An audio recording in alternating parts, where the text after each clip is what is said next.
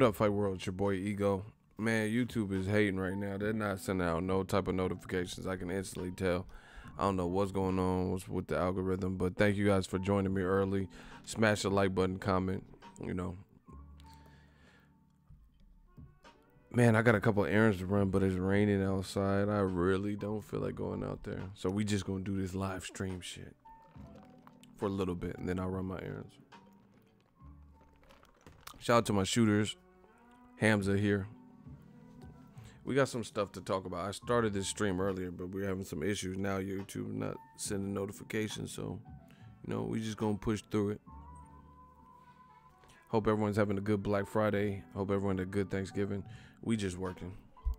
That's what we doing. We thankful. We gotta talk about some things. Eddie Hearns, you know. Let me pull this up.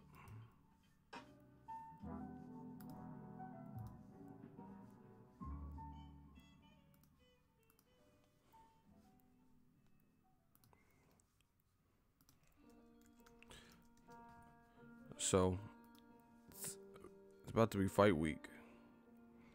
Bertrand, what's up? I had a good Thanksgiving, you know, real low key, kind of how I like it. I don't do all the Black Friday and all that shopping. I really just, I don't know. I find deals year round on the internet. You know what I'm saying? I don't like crowds. You know, like I don't like major, big ass crowds and people stepping on each other. Like, I guess when you get, the older you get, the more peace of mind comes into play. You know what I'm saying? Like when I get flights to go to these fights and stuff like that, I travel so much that peace of mind actually matters. So if I had to spend another $80 on the ticket or something to get a nonstop flight as opposed to a layover flight, you know, I would just do it, you know, because just peace of mind matters. Same thing with Black Friday. I'm not trying to be in nobody's store, or, you know, people not showing no common decency towards humans, trying to get a deal, you know. Let's go Bears. Man, my Niners, we ain't doing so hot, but damn, it's hard to see because it changes the perspective. So when you're trying to fix stuff, it looks crazy. Yusuf, what's good? What's popping? We just talking this game. Boxing is in a real good spot, man. I feel genuinely excited for what's to come. I feel like there's a lot that we know about already, you know, and I'm anxious to see the moves that are made. I want to see a couple of these fight outcomes to see, you know, who does what. Like Errol Spence, Mikey Garcia, BRONER, PACQUIAO. You know, both those fights, I can understand picking somebody and having a favorite and going with the favorite and stuff, but I think those are all competitive fights. Like, I really do. Like, you guys know me. If I say some bullshit, that's what I think. But I really think those are competitive. Like, I'm a creator. I'm a YouTube creator. I don't gotta, you know, oversell something. I'll just tell you what I feel, you know. And luckily, I have the creative control to do that. But I really think Mikey Garcia versus Spence is competitive. Not saying he beats Spence, but I think it's competitive. People acting like, you know, this is an elite level fight, you know, like with elite level caliber people. Like even Tony Bellew, like just look at it. Tony Bellew versus Usyk. Yeah, the outcome was what most people predicted, but Tony Bellew was having some success in there. It wasn't like people were making it sound like Usyk. Actually, you know, that was one of Usyk's toughest fights, you know, up until he did what he did and knocked out Bellew. So that's what I'm talking about when it's competitive. Even if it's the outcome that we thought, I think, because you got to look at him. A lot of fights, no matter what trash talk was said before and stuff like that, they don't just go at each other like generally and just start throwing wild punches. Because in these big fights, especially, just think about it. Errol Spence, he's from DeSoto, Texas, Dallas, you know, real close to Arlington. Dallas Cowboys play there. He not trying to make no crazy mistakes and look crazy in there, with the guy who's moving up in weight and smaller, and then people would start picking that out, like, you see Errol Spence, he got dropped, you know. So same thing with Mike Garcia. He's dealing with the guy who's bigger than him. These dudes are gonna have to feel each other out, you know. So like, I can't even, like, I would be shocked if round one is just like combustible action, you know, because in that type of fight, that magnitude of fight, I think it's like more of a high-speed chess match. People are trying to jockey for position, trying to find their openings. You know, look at Canelo versus Triple G 1 or 2. You know, you didn't see the craziest fireworks in the first round. So I think, you know, I think Mikey is talented enough to hold his own for some time. But the thing is, if things aren't going his way with the size differential as the fight wears on, you know, what is it going to start looking like? Is that where the, you know, the size and skill? See, a lot of people just keep bringing up this size bullshit with Errol Spence. It's not just that. Errol Spence is not what you think. You know, a lot of people are acting like Errol Spence is this mindless plotter. Like, he just comes forward to seek and destroy. And you know, it's funny. Golovkin is more like that than Errol. Listen. Who thinks Gennady Golovkin has who has a better defense and better overall game? Gennady Golovkin or Errol Spence?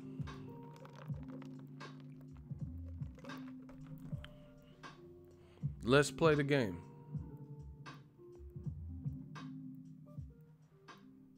Who?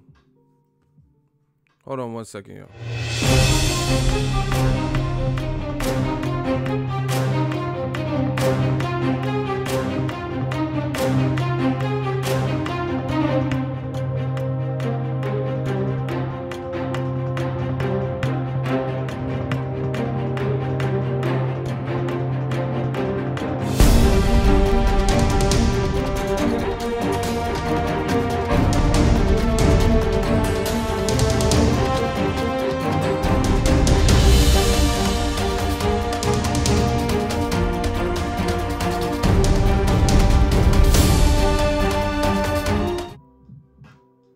Hold on 1 second, Joe.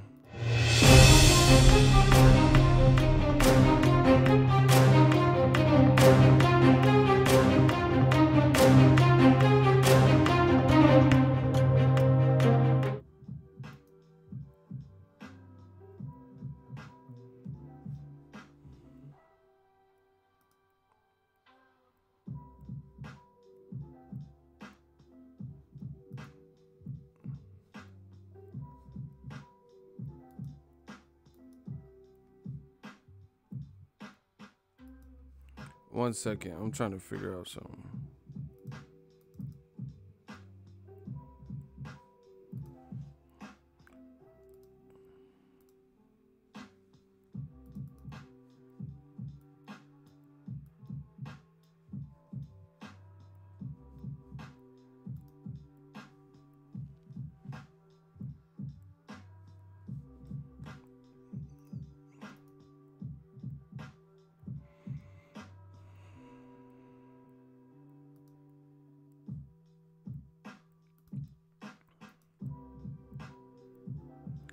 Look, anyway, when it comes to it, who has more overall skill, Gennady Golovkin or Errol Spence? Someone says Triple G has power, no skill, though. I mean, Triple G has skill, but a lot of it is offensive skill to me. He doesn't really do much. See, the biggest thing is, like, people, I've seen people who don't know what the fuck they're talking about talk about Triple G's plus minus. The reason Triple G's plus minus was like up there with Rigondeaux's and Floyd Mayweather, it was like, you know, they had a list of people, like how many punches they land versus, you know, how much punches got landed on them. Like back in the day, HBO came up with this stat. You know, I don't really consider that because at the time, for one, it was when Triple G hadn't really fought elite level names. So that's an easy way to get your plus minus up higher. If you're not fighting adequate guys who have the experience, the counterpunching ability, the power to ward you off, the know-how. The other thing is this. is beyond that is Triple G hits hard. You know what I'm saying? So he hits, and people might be gun shy to counter because they don't want to get clipped with something. But as you've seen, as he elevated with the Danny Jacobs and 2 fights with Canelo, he started getting hit more because guys, you know, go for broke more, know what to do, better experience, more power, you know, stuff like that. Yeah, but anyway, people sleeping on Errol's skills. They acting like he just walked forward. I see Triple G do that more than I see Errol Spence. You know, but I mean, just look at anybody. Terrence Crawford, Errol Spence. You're going to get hit some when you're being more aggressive. You know, like if you're looking to get the knockout and stuff like that, then yeah, of course you're going to open yourself up, you know, unless there's statues or mannequins, you're going to open yourself up more for that. It comes with the territory. Hamza says Triple G can't fight off the back foot. Exactly. Yeah, Triple G has a silver medal, so he definitely has skill for sure. I know a lot of people, they go for, like, when I make a statement and then people say whatever in the comment section and then they'll attribute that to me or some shit. I never said Triple G ain't have no skill, because like I said, they're not just handing out Olympic medals, silver medals. He has skill, but his skill is predominantly offensive. You know, like if you had a pie graph, I would say more of his skill comes from doing things right offensively as opposed to, you know, a mixture of offense and defense. You know, but anyway, I don't see Errol Spence as that. I think he does more. He's more of a complete fighter. Triple G does what he does. That's how he fights. You know, it works for him. Got him this far, so that's cool. So be it. But the thing is with Triple G, you notice, like, for technical guys, they want Floyd Mayweather to fight Canelo at 160, even though he dog walked him. They want Floyd to fight Triple G. They want Floyd to fight Sergio Martinez at 150 to 154, etc. Right? You notice guys like Triple G, a lot of guys who are like profound, like offensive fighters, they always start making excuses about, oh, he's getting old. That's why he didn't look the same in his last couple of fights. You see? But Mayweather's older than him. Factually speaking, like, that doesn't even make sense. Just peep this. Mayweather was older than Triple G is now when he fought Canelo. At least the first fight. The second fight was close. I think Floyd was 37. He might have been 36, but I'm pretty sure he was 37. And Floyd Mayweather had been in bigger fights, so he had been in, you know, more wear and tear against elite level opposition. You know, Oscar De La Hoya, Ricky Hatton, you know, everybody he had fought, Miguel Cotto, etc. Plus, Floyd was naturally smaller than Canelo. Naturally smaller.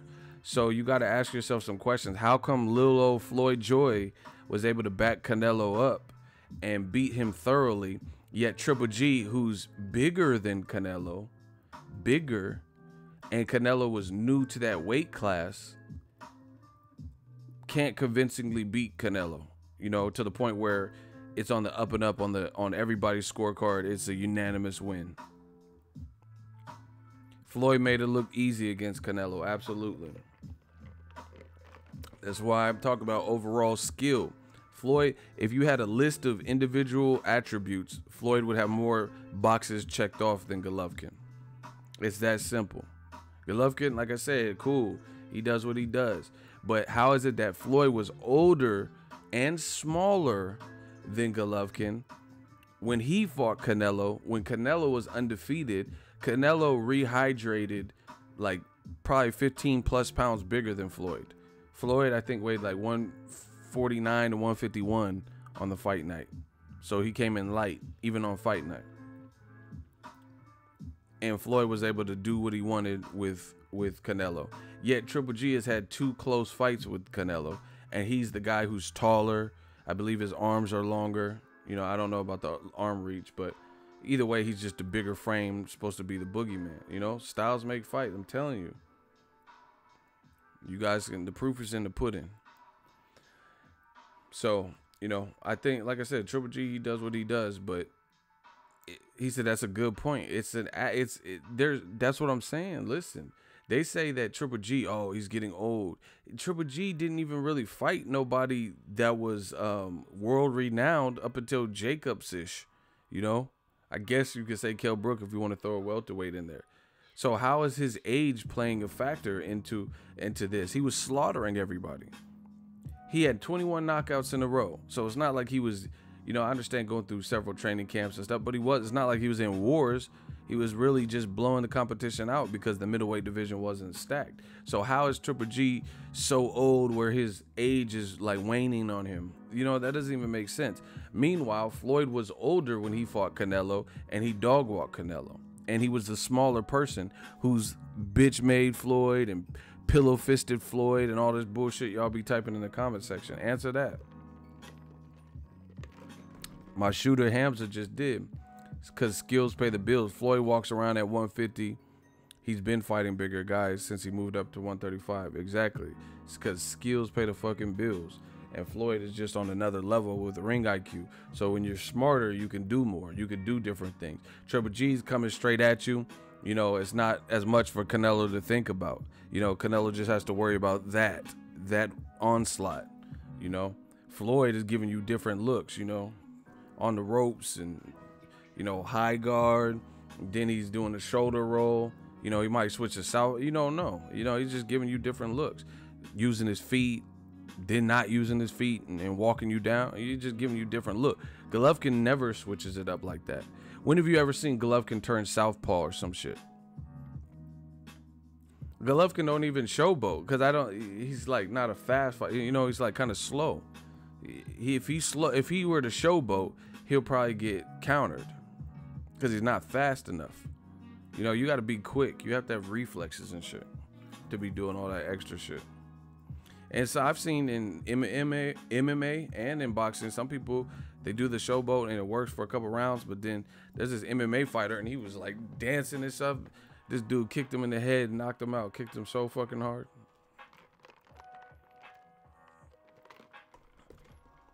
Triple G versus Conor. Please stop. Conor's coming at all. See, this is what I'm talking about. So why y'all steadily want to see Gennady Golovkin fight people coming off of losses? But then when Charlo's name is mentioned, he don't deserve it. This dude's is funny. They see, that's what I'm saying. This goes to show me exactly what I've been telling you on new media. You know, they don't want certain fighters to lose to other fighters, especially if they're of a certain complexion. They would hate for that to happen. They would hate for that to happen. You rather put Triple G in with Conor McGregor, coming off of a horrible loss where he was dominated by Khabib Nurmagomedov, but then ask him about Charlo fight, and then they'll say, no, what has the Charlo done? Charlo doesn't deserve it. That's why Ryota Murata and all these motherfuckers, they want to see Triple G fight that, because worst case scenario, even if he lost to him, and as opposed to the loudmouth black guy, Jermall Charlo. We're not stupid. Don't play games. Triple G got robbed end of. First of all, you said end off, so you don't even know the expression. The motherfucker said end off. It's end of. Second of all, I didn't find that he was robbed at all. See, you talking stupid. Canelo's a drug cheat. Okay, so he passed all of his VADA tests for that particular fight, and he still beat Triple G. So what's your excuse now? I don't know what happened in February. Hold on. UK rays. I'm gonna put you back in them UK rays. We got them ultraviolet rays for you. Okay, so Canelo was doing stringent VADA testing for the Triple G fight, and he still beat him. So how is Canelo a drug cheat in that instance to catapult him to victory when he did the VADA testing for the fight? Okay, strike one. You got one more time to answer. You putting smiley emojis. The only thing we gonna be smiling at you when we bust you up out this hot seat. You're saying he's a drug cheat, but you're not explaining. He did VADA testing. Man fails 2 tests. Bye-bye. Hey, shooters, get rid of UK Rays. You see how he refuses to answer my question? That solves that. He did. Listen, look at Loudy, Canelo versus Arrow. Why do you want to see that? Why? What about Canelo versus Charlo? See, Canelo Jacobs. They never want to see the people ready-made right now. Arrow already has his own fight. He's fighting Mikey Garcia, who called him out. So, yes, that's an example of a smaller fighter, but the smaller fighter was looking for the bigger fighter repeatedly. See, they steadily want Canelo to fight smaller guys, guys moving up. You know, they want Errol Spence to come up 2 weight classes to fight Canelo rather than Canelo fighting the ready-made middleweights that are already there. You know, Canelo's fighting at 168 and you want Errol Spence to move up to fight him. See? They want to be at maximum advantage, the fans. These are the man fans that I tell you guys about. They want Triple G to fight Ryota Murata, but Charlo doesn't make sense. You see? Charlo, they have all the excuses in the book why Charlo and Lions Only don't deserve it, and how Triple G would demolish Jamal and all that. But then they don't want to see it. That's how I know you guys are full of shit, because if you really felt what you're saying, what you're typing, then you would want to see it. You of all people would want to see it. Like, if I knew my fighter, like Roy Jones in his prime, I didn't give a fuck who you put in there with him, because I was confident that Roy Jones was going to get it done, and he did for decades, you know. But these dudes, they just like to talk. These man fans, they just like to talk. They're not confident like they say. Okay, Block Loudy. He says, okay, Charlo versus Jacobs. Okay, you versus Blocked. Just get him out of here. You see, this is what I'm talking about. See, they want they want everything but Canelo or Triple G to face one of them. Just block him. I don't got time for it. Bow. Got him. Now, we're going to restore the order one way or another. You see? So Jacobs already gave Triple G a big, you know, a big fight, a tough fight. There was like 19,000 people there. I was there. You know, it was a controversial as far as I'm concerned, because myself, including Canelo, Chavez Jr., Julio Cesar Chavez Sr., and a slew of other people thought Jacobs won the fight, right? Peter Quillen. And now Jacobs is a champion and Triple G ain't a champion, but they don't want to see a rematch between Jacobs and Triple G because it doesn't make sense. It's not worth it. It's not worth the money. I thought Triple G's not a businessman.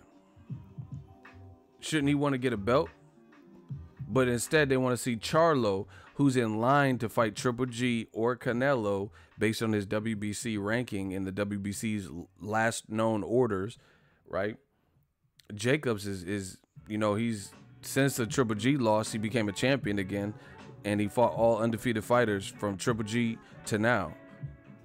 So he's definitely deserving of a Canelo or a Triple G fight, but yet and still they want the black on black crime, like always. Little black channels. They want Charlo versus Jacobs, Boo Boo Andrade versus Charlo, Boo Boo Andrade versus Jacobs, everything but the guy that they're trying to protect versus the other guy. The little black channel. I mean, it is what it is. You guys see it. And then if Triple G fuck around and fight Rob Brandt, they'll be like, oh yeah, Rob Brandt, that makes a lot of sense because Rob Brandt is all about Rob Brandt. And then they're going to try to tell you why Rob Brandt makes sense, yet and still Charlo and all these other motherfuckers didn't make sense. We know the games. We see the games. We expose the games. New media.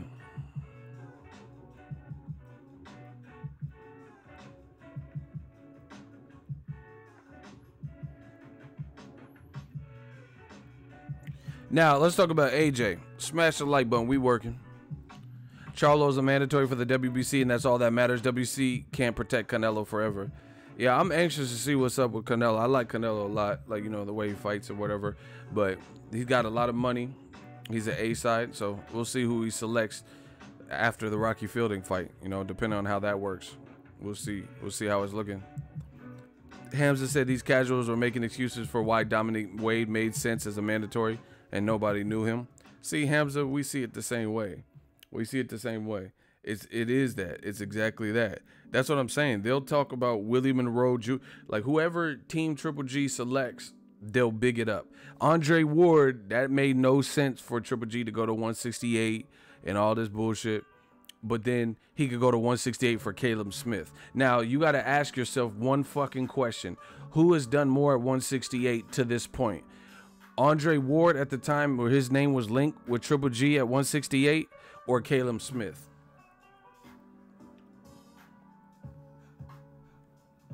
Oh, y'all give up?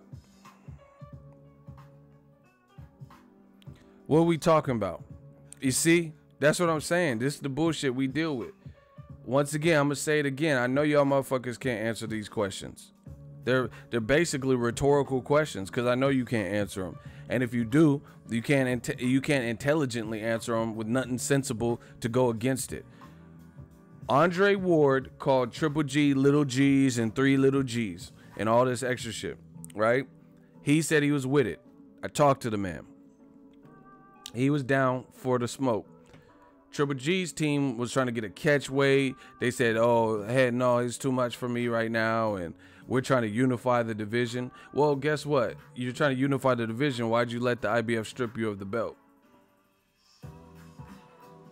I mean, that kind of goes against it. I know it was, you know, a couple years later, but how did your mission change? Like, if a kid is 8 and they say, hey, my whole goal is to be an actor, and then, like, they're 10 and, you know, a lot of people, they still want to be an actor if they've been sticking with it or whatever. You get what I'm saying? So they said the whole goal was to unify the division. Then why didn't you fight Derevyanchenko, which would have at least allowed you to keep your IBF belt and not get stripped of it before facing Canelo? You know, why didn't you unify with Billy Joe Saunders to become undisputed like your team said you wanted to do, rather than chase the money fight with Canelo? You know, these things make no sense. You guys know what the fuck I'm talking about. You can play dumb if you want, but that's the reality of it. Bottom line, I like Caleb Smith. I think he's good. He might be the best of the Smith family, you know, in terms of fighters. Big frame. You know, he looks like he has a good ceiling that he can grow. But he beat George Groves. George Groves got knocked the fuck out twice by Carl Froch. Good fighter, but that's the reality of it. He also lost to Badu Jack and was knocked down in that fight. You know, so George Groves, it's not like that's the best win on Caleb Smith's record. That or Rocky Fielding or some shit. So there's no way you can remotely attempt to convince me that Caleb Smith has done more than Andre Ward at the time his name got mentioned to fight against Triple G. Andre Ward was an Olympic gold medalist for the USA, represented America, captured gold, you know, undefeated, had million plus viewerships on the HBO. He had already beaten Chad Dawson at that time, a light heavyweight champion who moved down. He had already completed the Super 6 tournament. He was an HBO commentator, so he got his name out that way, etc. Triple G's team chose not to fight him. Now all of a sudden, they're interested in Caleb Smith. Why? What has Caleb Smith done over Ward? It's because they like the style matchup more. I'm sure of it. You know, same thing with Gilberto Zurdo Ramirez. He been calling Triple G out for years. Research it. Bob Arum been calling out Triple G for years for his fighter Zurdo, right? But why is there talk about Caleb Smith, a newbie, you know, like a newcomer, like a new face that's kind of emerged? But Zurdo, you know, Ramirez never had an opportunity, and before that, Andre Ward never had an opportunity. Does anyone think George Groves would beat Andre Ward? Anybody? So what Caleb Smith did, Andre Ward would be the favorite to do that too. He beat Edwin Rodriguez, who just won a tournament and knocked the dude out in the first round. Dennis Grachev or whatever dude's name was in the first round. And he came in overweight. You know, he had beat Paul Smith, which is what's the name's brother, Caleb Smith, right? So George Groves, listen, I look at it as this is not to bash Caleb Smith, because I like the kid, you know, but the reality of it is that when we're put it in perspective, that's what I try to do. I put it in perspective. You beat George Groves. That's good for where Caleb Smith's career is in the World Boxing Super Series, but let's not front like George Groves was this, you know, Ivan Drago. He's a good, solid fighter. I have an interview with Caleb Plant, right? Caleb Plant said he was working George Groves over in sparring. The video's on the channel. You know, I wasn't there, so I don't know, but that's what he said. And this was years ago, you know, and I would imagine that Caleb Plant has continued to grow and improve. So, you know, it is what it is. George Groves had already been stopped by Carl Froch twice, among other losses, like Badu Jack. So, you know, why was Andre Ward not good enough for Triple G? Once again, it's because they want to pick around who they feel would present issue. There's no way you can justify Caleb Smith being the golden ticket at super middleweight, but Andre Ward was down to fight you at super middleweight and you didn't want to. Even Floyd Mayweather said, they were saying, oh, Floyd, Triple G wants to fight you. And he was like, I got a fighter. His name is Badu Jack. And he said, I think that's a good fight for Triple G. He ain't got no special effects. Floyd said, you know, this is a guy his weight. You know, a guy who's close to his weight. Badu Jack. And Badu Jack was very good at 168. I thought he beat James DeGale, no question. You know, fun fight. But once again, Team Golovkin didn't want to fight Badu Jack. Never mentioned it. Never mentioned Gilberto Zurdo Ramirez as no real life candidate. You know, clearly didn't want no smoke with Andre Ward. But Canelo, he moved out the division to fight Rocky Fielding. And now you want to move out the division. Yeah, he did take James DeGale's teeth. You know that game at Chuck E. Cheese where you get that little wooden ball and you roll it up and then it knock the clown teeth out? And then that's how James DeGale was like, Floyd Mayweather won the rematch. You know, he looked like Carl the Tooth Williams on The Living Color after that Badu Jack fight. Fuck you mean. So once again, why is Caleb Smith the guy that you would move up for? Remember when 50 Cent was talking about Ja Rule? He was like, Tupac cut his head bald. Now you want to cut your head bald. Tupac put crosses on his back. You want to put crosses on your back. Tupac wear a bandana. Now you want to wear a bandana. Nigga, you ain't Tupac. That's Triple G. That's Triple G right there. Triple G is like getting he's like Ja Rule of boxing right now. He said, oh, Canelo want to go to the zone. Now you want to go to the zone. Canelo want to move his weight up to 168. Now you want to move up to 168. You ain't Canelo. You know, Canelo get 365 minimum. Now you want a 365 minimum. You trying to do what Canelo did. Canelo's his own. I was born ready. Canelo's his own man.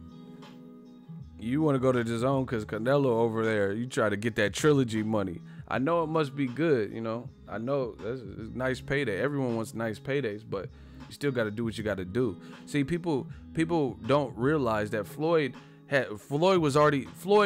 before he even fought De La Hoya, he had already had a certified career. You know, he had already beat top ranked guys, Gennaro Hernandez, DeMarcus Corley, Sharmba Mitchell. You know, he had already beaten this Diego Corrales, Castillo twice. He had already beaten those guys. Angel Manfredi, ranked top guys, right? This was all before you became Money May. I told you, everybody want to be Money May. They don't want to go through the Pretty Boy Floyd stages. They just want to skip to the. Remember, for all my old Nintendo fans, remember the old Super Mario Brothers, where you got the star and start going hella fast. Do do do do do do do do do do do do do do do do. You know, he had the little feather tail and all that. There's a secret level. There's a secret where you open these chests, these treasure chests, and these flutes pop out. These warp whistles. That's what they used to call them. And then Mario would be like, and then he would blow on the warp whistle, and it takes you to the last stages of the game, like the end levels. You know, you don't have to play the rest of the game. It was like a built-in cheat code, and if you knew how to get this, or you knew how to access these treasure chests, it just skips you all the way. You don't have to play the game and beat level by level the honest way. You get them fucking warp whistles. Do do do do do do do do do do do do. It just skips you to the end of the game. Look it up, right? That's what these fighters want. These fighters want them Mario Brother warp whistles. They just want to get skipped to the end level of being a boss, you know, and get these monumental paydays and shit. It's not how that works. Still got to put in work. You know, try doing that at a job. Try doing that at a job where you just start and you get off your 90-day probation and you automatically make it more than anyone in the store. It doesn't work like that generally. You know what I'm saying? You got to put in work, earn your stripes, show what you can do, get promoted, you know, show some tenure, some seniority, keep getting promoted. Exactly. Yeah, that was Super Mario Brothers 3 with the warp whistle. So, you took me back with that Nintendo reference. I try to, you know, have a little something for everybody. But yeah, that's what these fighters want. They want them fucking warp whistles. They just want the, you know, the crazy live gates and stuff like that. And insane, so they want to pick and choose what they feel is the biggest fight. No, motherfucker, we boxing fans. The biggest fight is you fighting the person we want to see you fight. You know, not AJ versus Derek Chisora or some wild card. Well, we don't want the wild card. We want you to fight, you know, we want you to fight the regular card. You get what I'm saying? People want you to fight Wilder, Tyson Fury. It's that simple. Eddie Hearn talk about, oh, I got 2 wild cards in the chamber. We don't care about the wild card. I don't care if Vitaly and Vladimir Klitschko sign up to fight Joshua. I don't want to see that. Why would I want to? Listen, the last time they fought, Klitschko pushed Joshua, but he was off a loss in an 18-month layoff, right? And he still got knocked out viciously. You know, with that uppercut was nasty. Still got knocked out. So why would I want to see Klitschko, who just retired and hasn't fought since, I think that was April of 2017? So he's going to be on a similar layoff, if not longer, by next April. You know, he'll be on a 2-year layoff. Don't know, you know, what he's doing at an advanced age for boxers. You know, he's 44, whatever age he is. Why? I don't care about that wild card. You know, because what does that prove? I don't even know. You know, see, boxing is one of them sports. The game don't wait. And the game don't wait at all. You know, so Klitschko, if you're gone for 2 years, other people are making a name for themselves. You know, I don't even know if Klitschko, and this is not a slight to him, but I don't know if he'll beat a Daniel Dubois at this point if he took a 2-year break. Do you get what I'm saying?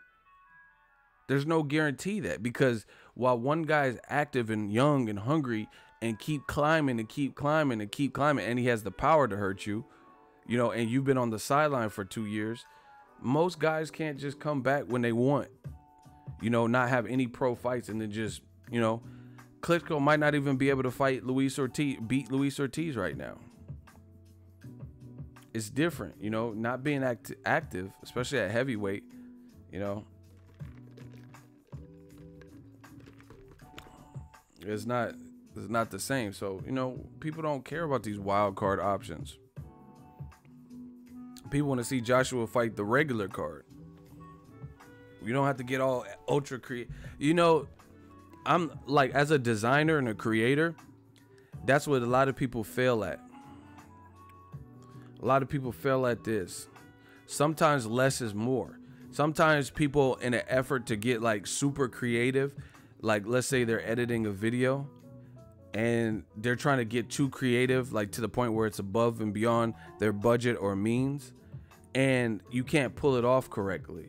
So in turn, it ends up looking chintzy or cheap. You know, it doesn't really look good because you try to do too much with a minimal budget, or like, you know, a minimal camera or whatever. And you try to pull off way more than you could, as opposed to if you just kept to the basic. That's how it is. Make the basic fights that the fans want to see, and that is your big event. It's that simple. You don't have to get creative. You don't have to overdo it. You know, just the basic fight that everyone's talking about on YouTube, on Instagram, in the comment section, when you see him at fights. There's your, you know, that's what the fans are. There's no reason fans would be yelling about Wilder, Joshua, and arguing and making videos if people didn't want to see it. You don't see Amir Mansour versus Joshua videos. I ain't seen one person do a video about that. You know why? Because it's not really a relevant fight, you know, that needs to happen. However, Wilder, especially if he beats Fury, is.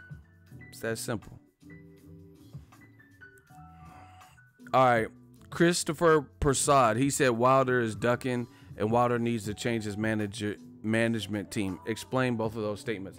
How is Wilder ducking, and why should he change his management team? Hot seat.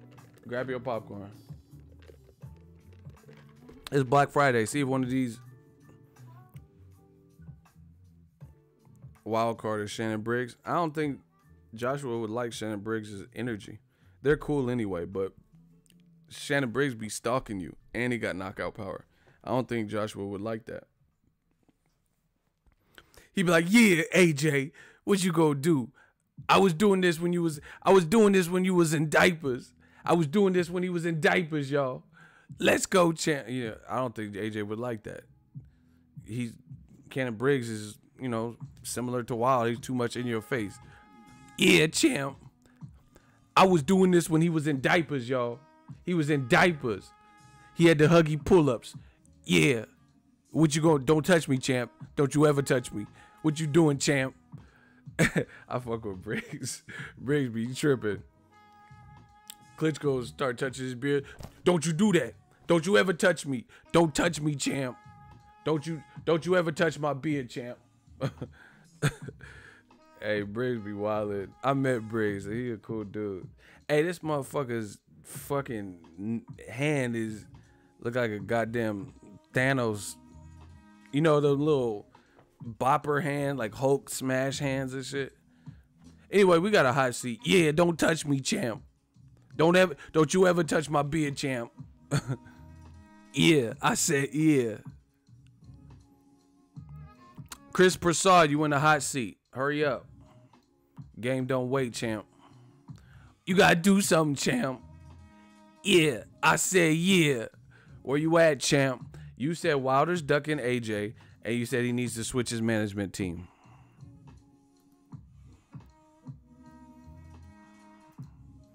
American heavyweight champ of the world should be a huge star. Strike one. Bro, I'm not even doing 3 strikes. You got one more time to answer. How's he ducking? You got to answer one of these questions. Who gives a fuck if he's not he'll be a big star if he knocked Tyson Fury out. Who cares what you talking about? Answer these questions. You got one more attempt. How's he ducking? That's what we really want to know. You said he need to switch his management team. You full of shit. You know, all that bullshit y'all be talking about. Okay, what American star? Oh my gosh, man. I'm about to body here. I don't want him to get sidetracked. Just answer how he's ducking. I got another bullet in the chamber for you. Shout out to Brian NY5 super chat. He didn't sign the contract. Strike 2. All right, we about to lace this kid's shoes. All right. You said Wilder should be a huge star. Name one fighter that, since they have linked with Eddie Hearn, have become a huge U.S. star. They weren't a big star in the United States before, but since signing with Eddie Hearns and Matchroom USA, they are now a household name and huge star. Go. I keep one in the chamber. You in danger because I keep one in the chamber. Answer that question.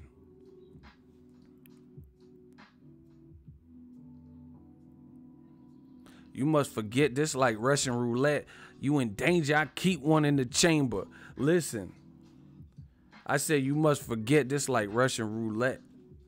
You in danger. I keep one in the chamber. Bro, come on. Where you at? Name the person that wasn't a big star that Eddie Hearns has made. Name a U.S. boxing star apart from Floyd.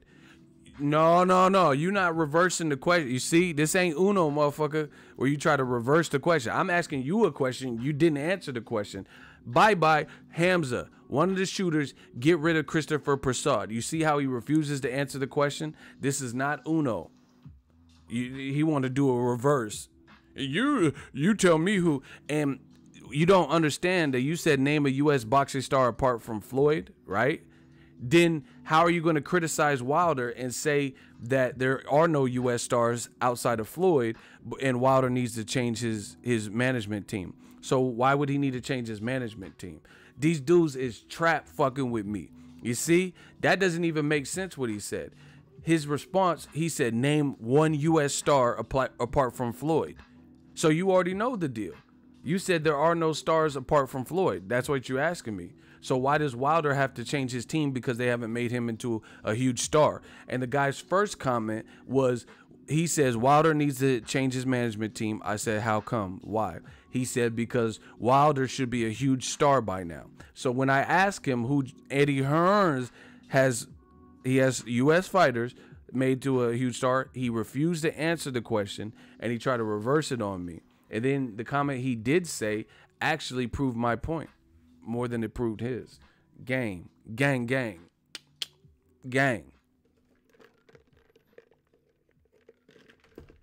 These dudes is getting slaughtered. Slaughterhouse.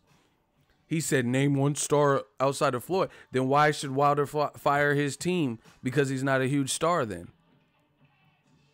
Doesn't make sense, does it? You're faulting Wilder, said he needs to switch up his team. So, okay, so if he was with Eddie Hearn, he would have been a huge star. If he was with De La Hoya, name a U.S. star that Oscar De La Hoya has turned into a U.S. star that Oscar De La Hoya has made into a household name. Go. Oh, my God, man. We doing this the ski mask way. I'm looking like the Unabomber out here. Young ego bomber. I'm waiting.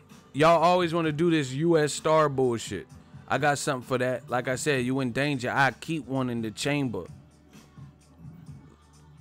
Name a Golden Boy fighter from the United States of America that is a household name because of Golden Boy.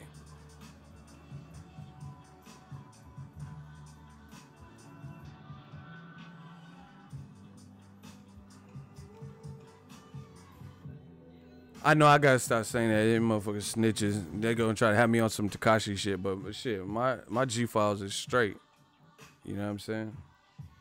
We ain't doing nothing but destroying casuals. I'm still looking like a composite sketch though. Look.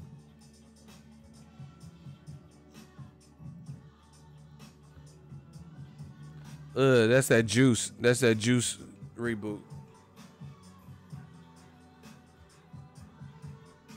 Hey, you crazy. You know, you said that last time. I was kind of tripping, right? But now you right. I am crazy. But you know what else?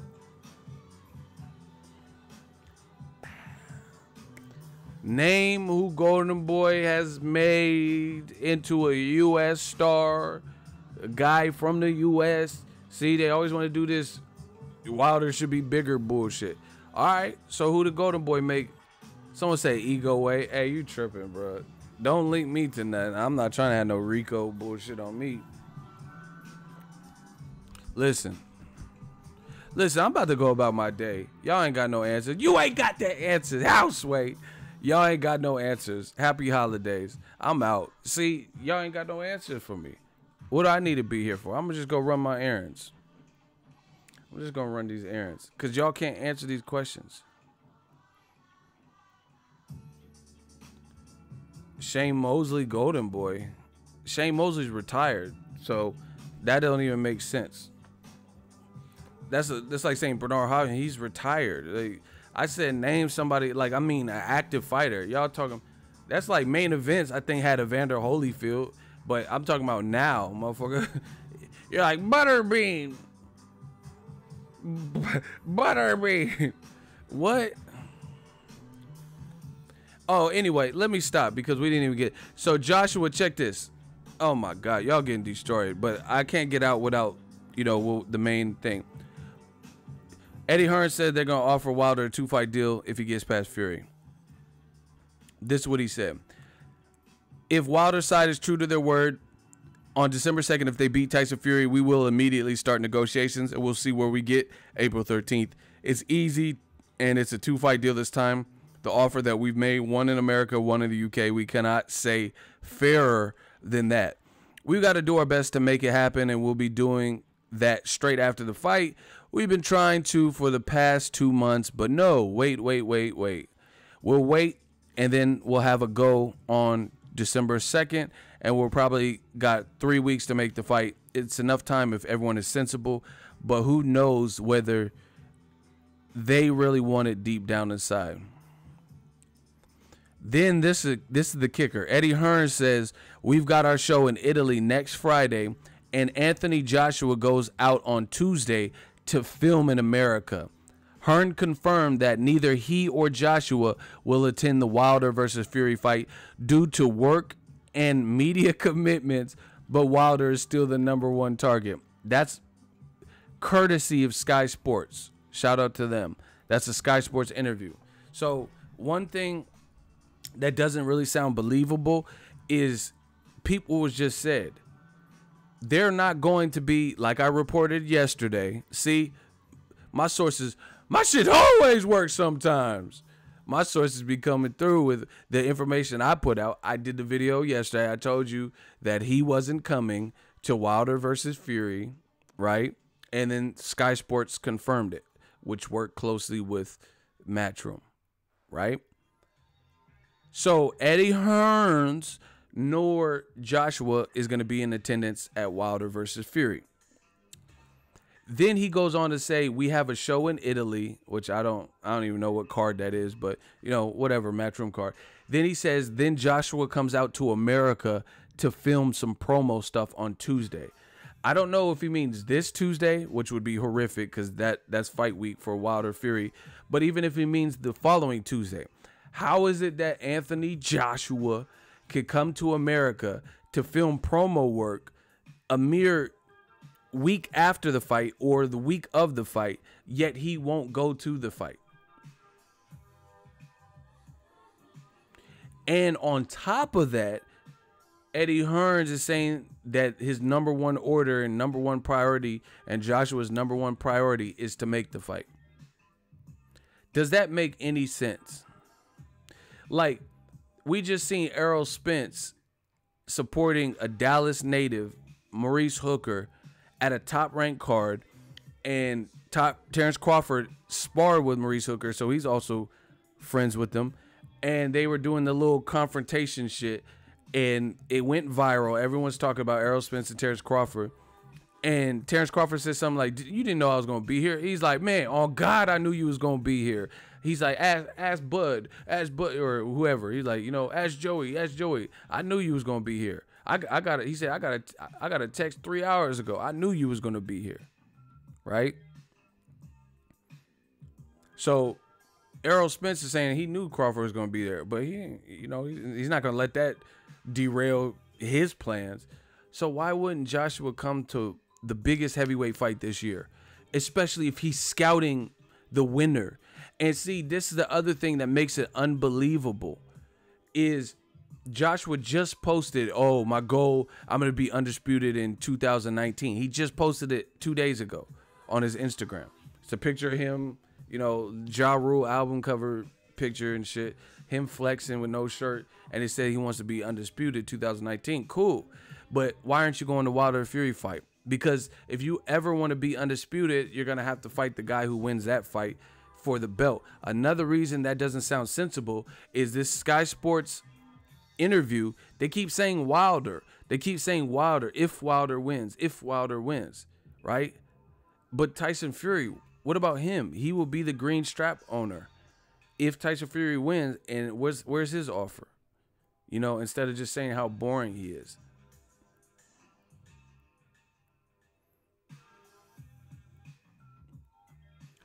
You guys can't be serious. SJL says breaking article came out, Ego. If Wilder wins, they'll start negotiating afterwards. Isn't that what I'm talking about right now? Like what thank you, Captain Obvious. Y'all be killing me. I don't know if y'all joined the streams late, but y'all gotta catch up. If you came in the stream, he talking about the article that I just read to y'all. Really?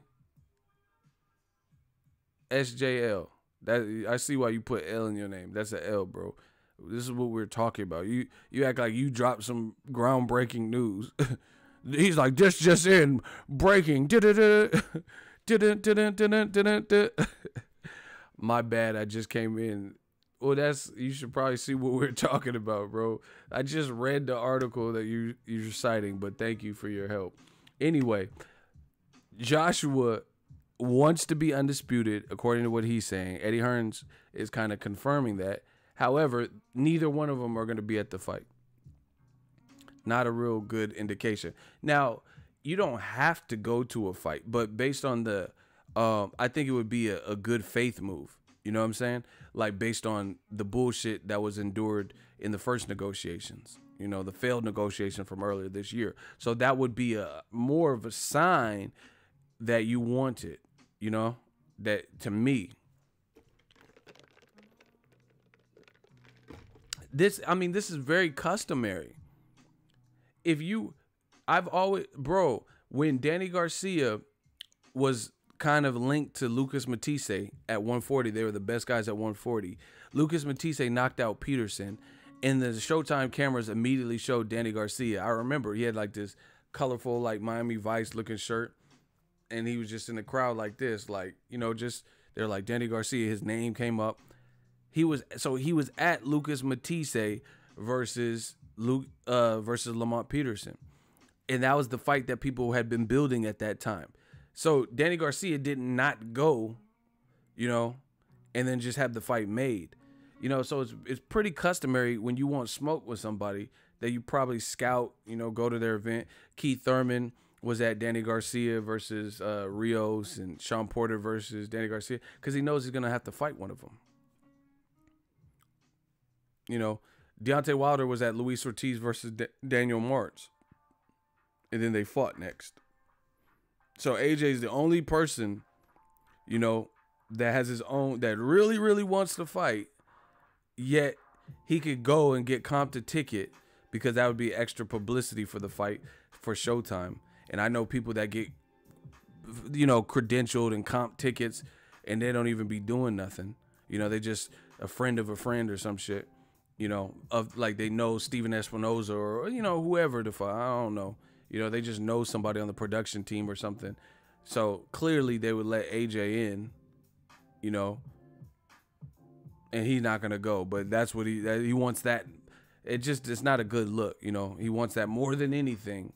Yet he's not gonna go, really. And then to top it off, the article says he's gonna be in New York that Tuesday or the following Tuesday in America. And the article said he's going to the Canelo Alvarez Rocky Fielding fight. So you're going to a super middleweight DAZN card, but you can't go to a heavyweight card where you want to fight the winner. Hey, what? Where does this happen? Where does this occur? What part of the game is that? So you could come out to America for promo work. You know, your fight's not till April. You can't get them to reschedule. You just got, oh shit, I'm tied up. You know, I'm gonna miss the fight. And like, what? Like it's not even realistic. Like I can understand sponsor promo work, but what sponsor promo? Like usually they get a jump start because they don't know how long they're gonna need you. The fight's not until nighttime. This is a West Coast fight. Stop playing with me. This is a West Coast fight. So in California, it'll be at nighttime that the fight comes on, 8 p.m. or 7, whatever, 7:30 by the time the main event rolls around. So what type of promo shoot is activated at nighttime? You know what I'm saying? Like where you got to film some shit that you can't get out of for like a photo shoot or I don't know what promo it is because they didn't say the company. But what company is doing that? Like, yeah, AJ, we need you to we need you to come in at butt fuck midnight, We need you to come through at the Vampire Stream. Like, come on, bro. You can't go because of a promotion. Like, you could listen, if you really wanted to, you could say, hey, I'll be in America for the Wilder Fury fight. I'm going to there. I got to be there by 8, 7. We can get up early and feel, because it's not like you're fighting, so you can have an early photo shoot, video shoot, knock that out. And listen, I cover fights. This is what I do full time. There's always time, unless you want to see the undercard when it first starts. And I'm always fashionably late. I always come for like the televised portion. I don't get there at like 3 p.m. and just stay all the way till fucking midnight because I'm already there. I'm already working all night, because from the time on, I might get interviews post fight. I'm already going to be there. So I'm definitely not trying to get there at 3 p.m. So I know there's been times I went to Ross and bought outfits, ate dinner, and then went to the fights. So stop it. Once again, you could go to Canelo's super middleweight fight versus Rocky Fielding, but you're not going to go to the fight that is meaningful for your division and you want to become undisputed. And you can also go to Derek Chisora versus Dillian White. AJ has the mic in his hands, and he confirmed that he was going to be at Dillian White, Derek Chisora. You've already knocked out Dillian White. So why are you going to that fight, but you can't make accommodations to be at Wilder Fury? But you want to fight him. And you could be in America either that Tuesday or the following Tuesday for promo gigs. And you could be at Canelo's fight. That's great. The article, it's on Sky Sports. I always link y'all up. Everybody check the comment section. The link is in the description. You guys can go read the article. Again, it says, Hearn confirmed that neither he or Anthony Joshua will attend the Wilder Fury fight due to work, like they work at KFC or something, and media commitments. But Wilder is still the #1 target. Quote, we've got our show in Italy next Friday, and AJ goes out on Tuesday to film in America, said Hearn. He'll also be at the Canelo fight with DAZN, and he'll be doing a lot of media stuff around there. Will he watch? Probably, yeah. I haven't really spoke to him about the fight that much. He's just focused on Deontay Wilder. Again, these are not good indications. So from that, it sounds like he's going to be in America 2 times, real close to Wilder Fury, either the Tuesday of the Wilder Fury fight or the Tuesday after that.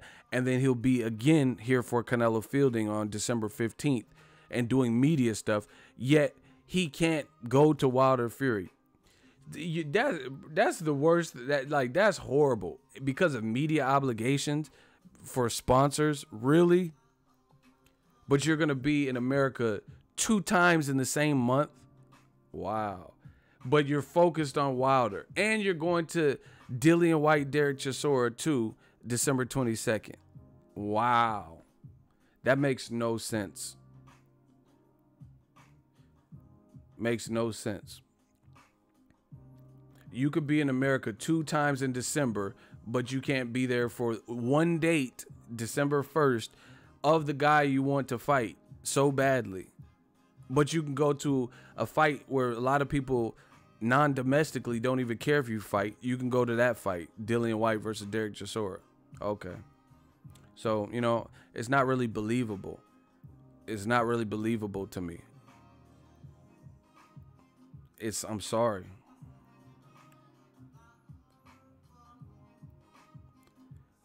You're going to be in America in December twice, and you're going to be at another heavyweight fight back at home Derek Chisora, Dillian White. You're going to be at Canelo's super middleweight fight. You could do all this stuff, media obligations in America, Canelo's fight in America. Canelo's fight don't have nothing to do with you, you know, other than the fact that y'all both on DAZN.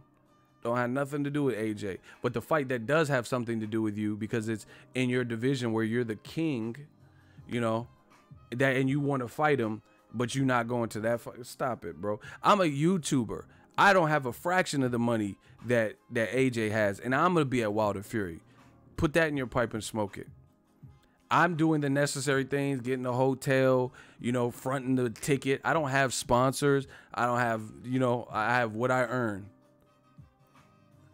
And that's all I need. I'm like Nas. All I need is one mic. Just give me a mic. I'm going to make it do what it do. I'm going to make it do what it do, baby. How is a YouTuber going to make it to the fight? An independent, freelance YouTuber who started with a $32 microphone in his room is going to make it to Wilder Fury. I don't live in LA. So that's a hotel. I don't have a sponsor. Ain't nobody sponsoring the channel except for the fans, channel members, and, you know, but that, I don't count on that because, like, channel members, super chats, the YouTube pay scale is a month behind. So no matter, somebody can leave me $100 super chat right now, I won't get to see that money.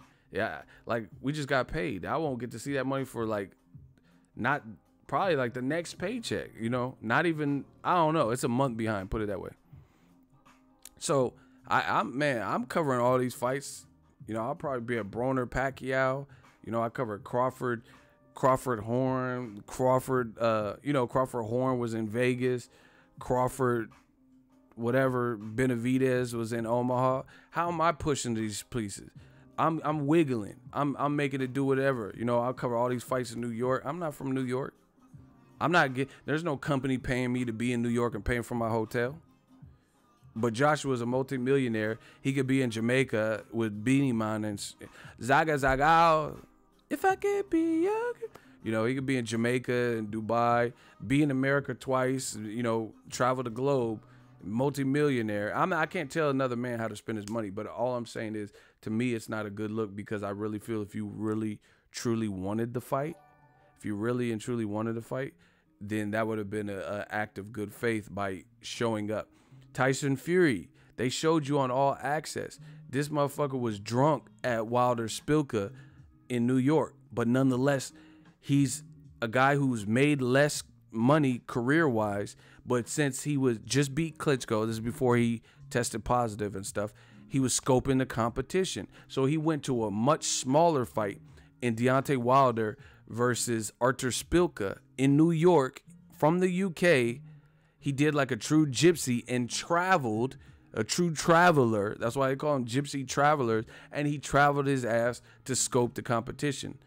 AJ's and Eddie Hearn keep telling us up and down they want the Wilder fight next and 2-fight deal. We still don't know the monetary amount. We don't know purse splits and all that.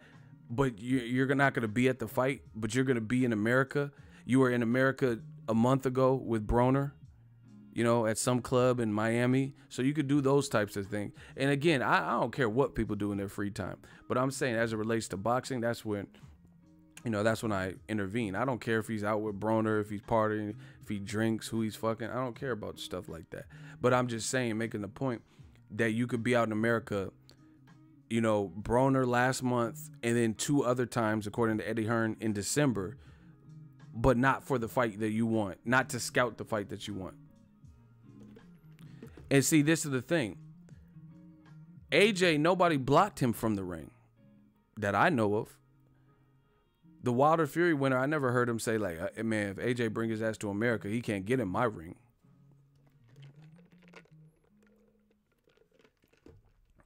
But he did that to Wilder when he fought Joseph Parker. He's like, no, he can't. He may not.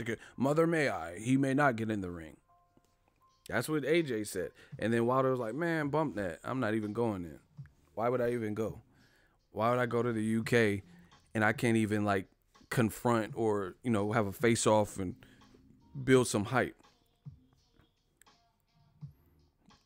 You know, it's just all over the place for Team Joshua, like it's been recently. Another thing is they're like, oh yeah, Wilder, he's done a good job building his profile off the backs of Joshua's name. So it's too late. So you can't say, oh, I'm not going because we don't want to give him clout, because either way, you're going to have to give him clout if you want to be undisputed, like you say. See, that's what I'm saying. People back themselves into a corner to the point where they're trapped. Like, I can understand not going to the event because you don't want to give it any looks. You don't want, you don't want your star power to help it. But if that is the case, then you immediately have contradicted yourself, because if you don't want to go because you don't want to support the event, because you don't want it to do well or whatever, you don't want to lend your star power to it, then how are you supposed to be fighting him next? Because won't that, if Wilder beats Tyson Fury and it goes on to fight you, then you're going to be lending your popularity and A-side everything to a Wilder Joshua fight if you say what you mean and mean what you say about wanting to be undisputed. So either way, you're gonna have to. Either way, Wilder's gonna have to get some of your like shine or moment, opportunity, shine, whatever y'all want to call it. Do you guys get what I'm saying? So, and to me, the way I'm a businessman, you want Wilder Joshua to be as big as possible. So why not be there? If he knocks out Tyson Fury, boom, you in the crowd, they can show your face. That helps. That's the build up right there. Even if you didn't get in the ring, which I would prefer, Joshua and Wilder taking pictures in the ring, So I don't know. Maybe videos like this, maybe he changes his mind and shows up.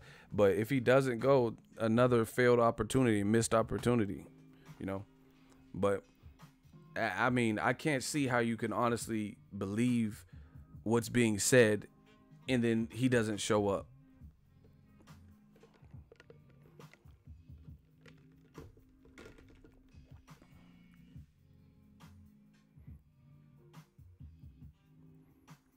See, he says if he wants to beat the winner, he should want to give the fight more shine anyway. That's what I'm talking about. So you can't, like, I see, my thing is, on my channel, people say, oh, you're biased and all this bullshit, but they never explain it. I think objectively, and I think about different things. Okay, what would force Joshua to not want to be there? And I'm like, okay, maybe he doesn't want to give it any light, doesn't want to give it any shine, so he doesn't want to lend his popularity to it. But then I think about that, I'm like, nah, that doesn't really make sense, because you would want to give it light and shine if you plan on fighting him next, because that makes your fight bigger. Just how Klitschko got in the ring after he knocked out Eric Molina. It made the fight bigger, getting to see them matched up eye to eye in the ring and all of that stuff. It gave fans something to be happy for. Same thing with Danny Garcia, Keith Thurman. See, I'm not dumb. I've covered boxing for a minute. Danny Garcia had a hometown Philly fight against the guy Amir Khan just fought, Samuel Vargas, and he knocked him out. They had brought Keith Thurman in because they had plans of Danny Garcia versus Keith Thurman. So they brought Keith Thurman to Philly, where Danny Garcia is from. So he was on enemy turf because he's from St. Pete, Florida or wherever. And they brought him as a commentary. Guess who got in the fucking ring after Danny Garcia knocked out Samuel Vargas? Oh, that's right. Keith fucking Thurman. Because that was the next fight that they were trying to really promote. This is how boxing works. And everybody seen Keith Thurman was like, yeah, Philly, you want me to fuck him up? Make some noise. And Keith Thurman was like, ponytailed up and arguing with Danny. So Joshua was the only person in boxing. The same thing happened with, remember when Canelo knocked out Amir Khan? That's a fight I covered. I covered that fight week. And after he knocked out, Triple G got in the ring. That was a fight they were trying to build. When they are saying you are biased, they're just projecting their own bias onto you. Transparent. Exactly. I already know. I know how the game goes. They always do that. Oh, you're racist. And I ain't said, they can't say one racist remark that I said. Where's the racial slurs? What race did I condemn or belittle or bring down? How did I bring down a whole race or oppress anybody's race? They can't answer that. But then they be calling people monkeys and N-words and, Jews and all this extra stuff. But I'm the racist. Okay. So we're not even worried about that because they can't prove it. But bottom line is, this is how fights have always been historically built. Even with Joshua and Klitschko, there were pictures of them together prior to them actually, fighting for promotion, promotional Joshua Klitschko promotion, being in Wembley together at the field and shit. But Joshua, all of a sudden wants to switch up. He wants to switch up and not be in attendance, not support, not help the fight, But allegedly, I'm to believe that he wants to fight. But you're going to Derek Chisora versus Dillian Whyte too. That makes sense. So why would you not show up to the fight that you really want as your number one choice, but you're going to go to Dillian Whyte versus Derek Chisora, two motherfuckers that already fought on your undercard, and it's now a pay-per-view. See, man, some of y'all in the UK be getting duped. I'm just going to put it out there like that. Y'all be getting duped. Y'all paying pay-per-view for Joseph Parker and Dillian Whyte. You're paying pay-per-view for a fight that was a co-feature at best on a Joshua Eric Molina card. And now it's supposed to be this huge sellable fight. Not no fresh Dillian Whyte versus Gerald Big Baby Miller. Not no fresh Dillian Whyte versus Luis King Kong Ortiz. Not no fresh Gerald Miller versus Ortiz or Dillian Whyte versus Dominic Brazil. But a fight that was a rematch to a close fight where, in my opinion, the rightful winner didn't get the victory. And Derek Chisora, I thought he beat Dillian Whyte. And it's a rematch, and they're charging you pay-per-view. But then Eddie Hearn let him tell you, he said pay-per-view is dead in America. Why isn't it dead in the UK? How are you charging for a co-feature, Dillian Whyte versus Derek Chisora 2? How is that now a pay-per-view main event? How is Joseph Parker coming off a loss to Anthony Joshua versus Dillian Whyte? How is that a pay-per-view main event? But let him say something about Errol Spence, Mikey Garcia. Oh, I don't think it does 250,000. He has a lot to say about all this other stuff. You got a lot to say about BRONER PACQUIAO and, what Spence Garcia is going to do. At least those are fresh, brand new matches. And actually, I give it to Pacquiao because Pacquiao has been entertaining me. Pacquiao has been pretty funny this build-up. That motherfucker said, I want to say happy Thanksgiving to all the people and to Adrian Broner. Don't eat too much stuffing. Pacquiao been telling jokes. Pacquiao on Def Comedy Jam right now. I dig it. I like it. I love it. And it's funny. I think I created Pacquiao doing this because I remember I did a live stream and I said, wouldn't it be funny if Pacquiao started talking hella shit? I don't know who remembers, but I know I said it. I was like, man, I said, what if Pacquiao just started talking hella trash talk? And I had this whole little bit about how funny that would be. The very next fucking Pacquiao fight, before I even knew he was fighting BRONER, I made that video. Now Pacquiao talking shit, doing trash talking. Ain't that crazy? I don't know who remembers when I said it, but I know that I said it. I said, what if Pacquiao, and I did the whole little bit with the Pacquiao impression, and then now Pacquiao's doing just that. And it's funny. It's a breath of fresh air. So it looks like he likes his situation. He said he's happy to be with Al Heyman. Got a new deal, new situation, gonna make some good money with BRONER. So we'll see. See, Sora 47 says I remember. See, I don't have no reason to lie to y'all. But anyway, this Eddie Hearn shit is just like, why are you going to Canelo fight? If you could, let's say you have a budget. I don't know how he pays for his finances or whatever, or who's paying for what. But why? Okay, if you are like common sense, let's say Under Armour, you have to come to America to film a Under Armour commercial, and you were already coming to Wilder Fury, then why not schedule them both, in the same thing? You could kill two birds with one stone that way. Why go to Derek Chisora, Dillian Whyte 2, but you won't go to Wilder Fury? But you say your number one priority is Wilder Fury winner or undisputed.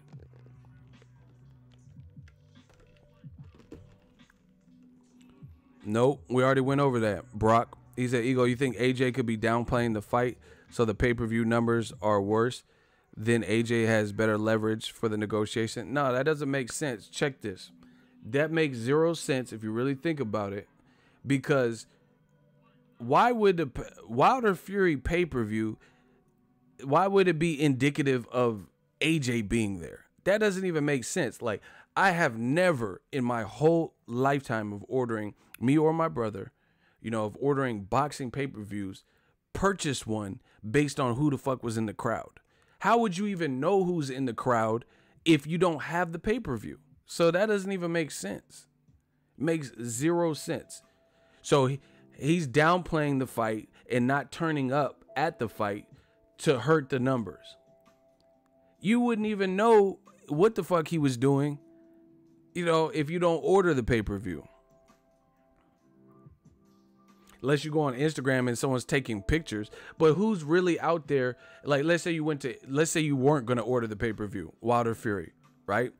You weren't going to order it. And then you go to Instagram and see Joshua's in the crowd. You're like, oh, shit. Hello, DirecTV? Sign me up. Like, who's really doing that? Because of somebody's in the crowd.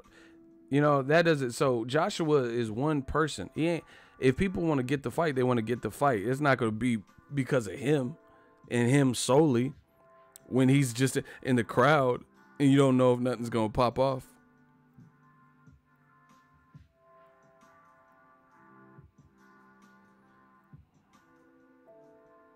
Lee Holmes, you in a hot seat.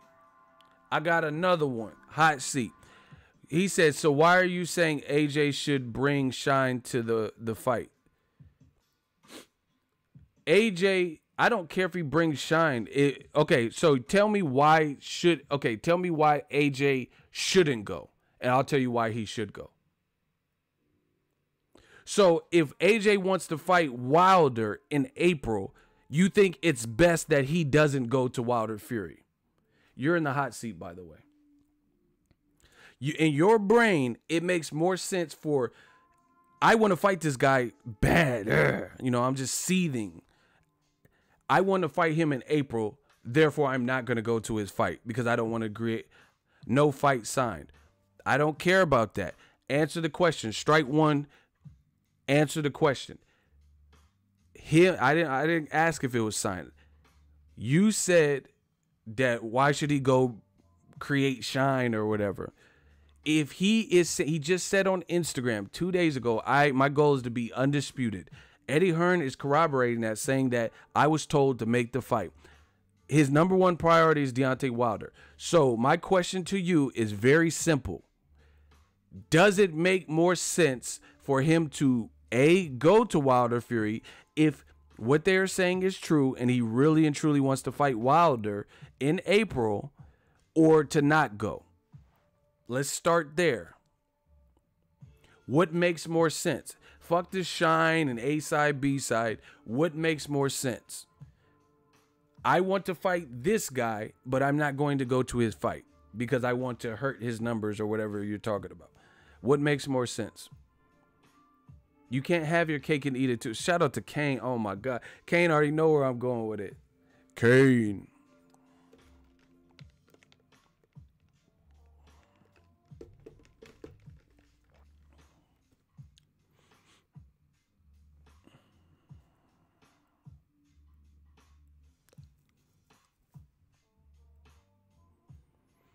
Where are you at? Yes, he should if there was no two-way rematch. Nah, bro. Strike two. You see, you said yes, but there's a clause.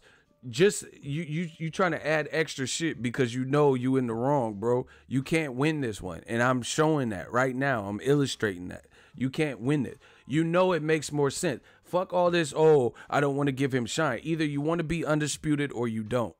So you're going to have to give him Shine at some point. And you're claiming you want to give him Shine in April, then why not just build the fucking fight? You know, instead of playing game, oh, I'm not going to his fight because I want the numbers to suffer. Either you want to fight him for undisputed or you don't. It doesn't even make sense. You want to have your cake and eat it too. You ask me why should he go? For every reason you say, logical reason you say he shouldn't go, I could name a reason why he should go. Lee Holmes is running out of ammo. He said, give up, Lee. Nah, man, we doing him like Rush Hour.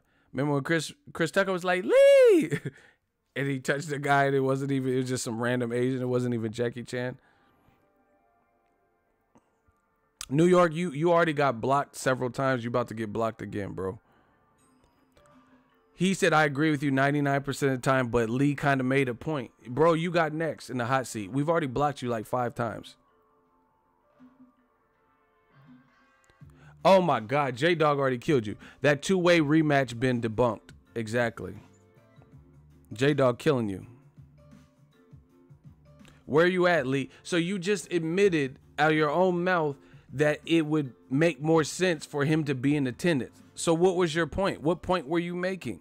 You just told me that that he should be there.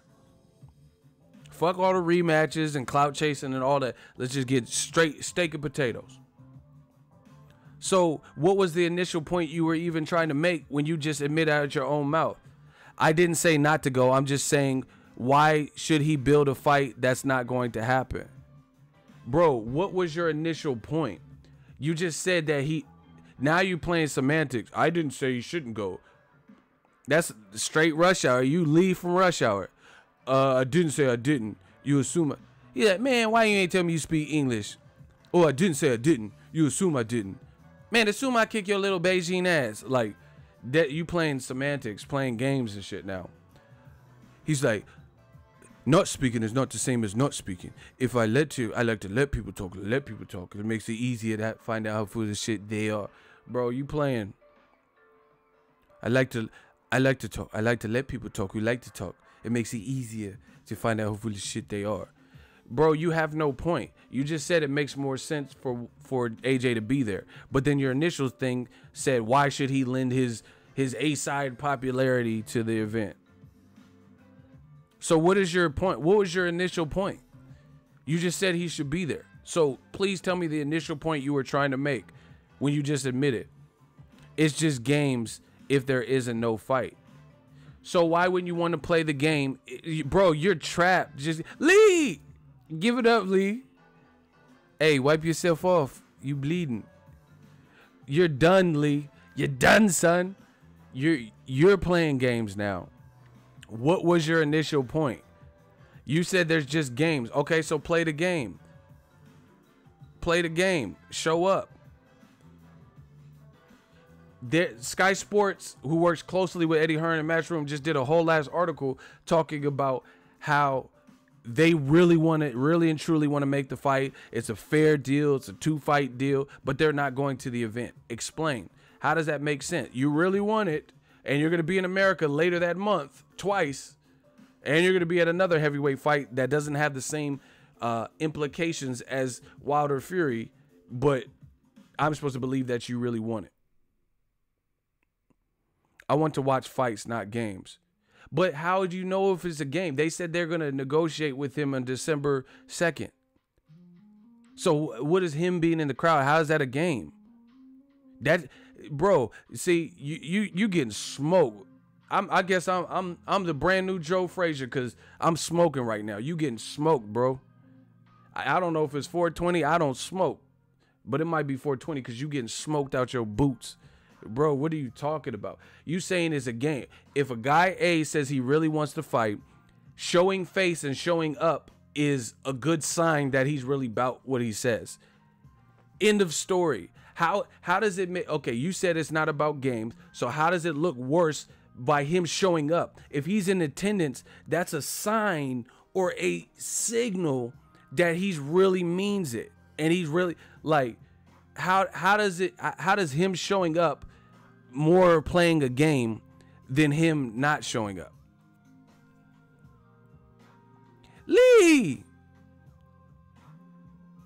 you talking about games. That's the ultimate game, saying you want something but then not showing up. Showing up is an indication that you're closer to what you're saying. If listen, I'll put this in an analogy. You getting smoked, bro. These dudes getting smoked. If I'm sexting with the girl, like we're just back and forth flirting, and she's like, "Oh yeah, I'm like, hey man, let me put the tip in, blah blah blah," right? And then she says, "All right, come over." Oh shit, 2 words, come over. And then I'm like, "Man, you know I would, but it's late, it's raining outside." And she's like, I don't care. You only live 6 minutes away. I just looked on Google Maps. Come over. And I'm like, no, I'm not gonna come over. then that's a game. But if I was really about all the shit I was texting the girl with, then I'm going to show up. It's that simple. So what's the real game? Either you're going to make good with all those text messages that you sent to the chick, or you're going to be like, oh, man, this is kind of wet and I don't want to hydroplane. Bro, then why was you typing all that stuff about you was going to do to the girl, and she was like, yeah, I'm going to do to you, and you talking about hydroplaning? You better hydroplane your ass to that pussy. What y'all talking about, bro? What y'all talking about? Man, I'm the king of this shit. Y'all ain't fucking with me. It's whatever, dog. You could bet whatever. He flabbergasted. I'm on that Cassidy shit. He flabbergasted. He flabbergasted. He don't even, hey, put a beat on. Somebody put a beat on for him. They playing games, and I'm exposing it. Playing games. Showing up is half the battle. Doesn't mean that that's the end all be all, but I would say that's an indication of you about that smoke. Okay, come on, bro. This is like middle school shit. Bro, you getting smoked. You getting smoked, bro. You just make... This is like middle school shit. If a motherfucker, say a guy named Chris says, yo, I'm trying to fight you, Billy. Meet me at the park at 3 p.m. after school. And then Billy show up, Chris show up, they want to smoke. It's that simple. If one person like, oh, I would, but my mom has to pick me up. I got to pick up my little sister. You're not with the smoke. It's that simple. How are you... If you're about to fight someone, but you don't want to get in trouble because of the campus monitors, and they say, hey, meet me at Madison Park, 3:30, 3 o'clock, whatever, and then you show up, that's half the battle. That's half the battle. Doesn't mean you're going to throw hands necessarily, but it's a step in the right direction. So you tell me how, oh my God, these dudes get, why am I slaughtering them like this? This is a horror movie. Hey, they should have put me in the new Halloween. I'll chase Jamie Lee Curtis. Because I'm the new Michael Myers out this motherfucker. I'm Michael Myers. I'm just in boxing like that. Michael Myers status. You getting beat to a pulp, orange juice style. In boxing, you need contract. So show me how Joshua showing face and showing up to a fight of the guy he wants to fight. Tell me how that... It brings him farther from making Joshua Wilder than closer. Answer that. Yeah, I'm just this is child abuse. I'm gonna wrap this up because he's not talking about anything. Okay, so that's my final question to you. Lee, explain how Joshua showing up in the crowd puts him farther out from the fight with Deontay Wilder than brings it closer.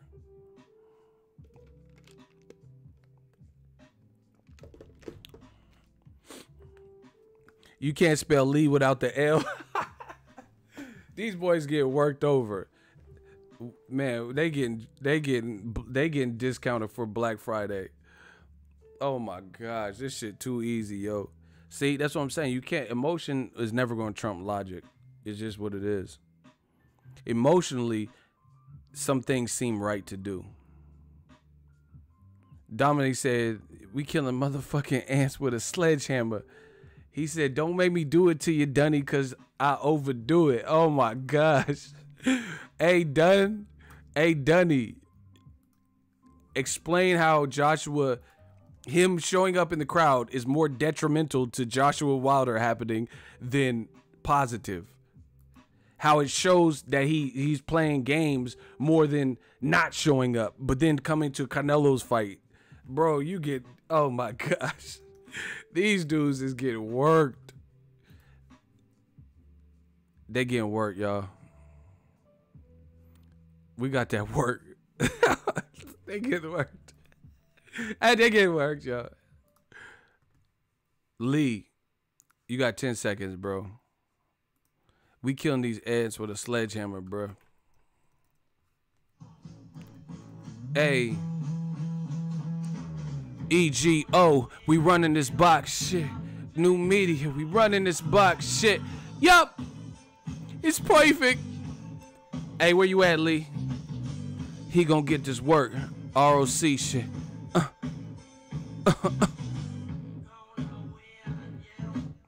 We kill you motherfucking ants with a sledgehammer.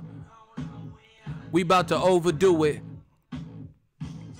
Where Lee at? This is... How them boys gonna rent? This is grown man B.I. Get you wrote in the triage, B.I. Oh my... Your reach ain't long enough.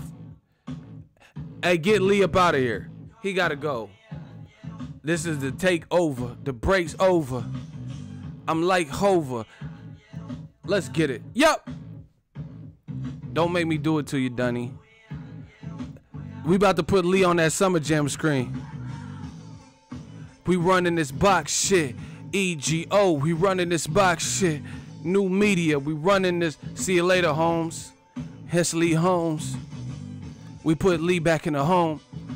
He back in the shelter. He needs help, y'all. Yep. These dudes, see?